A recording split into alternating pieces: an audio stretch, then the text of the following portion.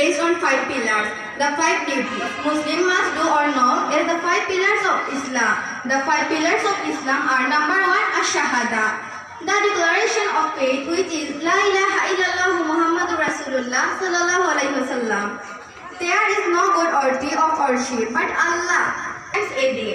Number 3, Zakah. Zakah, payment of the purifying dues all rich Muslim must pay Zakah. Number 5, Hajj, which means the law. These basic duties of Muslim are known the 5 pillars of Islam.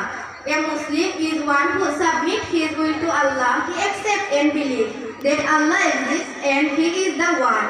That's all about my speech. Before finishing, I would like to pray Almighty Allah. Then may Allah subhanahu wa ta'ala grant us the strength to execute the speech delivered in the function, and also accept of all our endeavors and show us right path to go to Jannah. Amin. Assalamualaikum warahmatullahi wabarakatuh.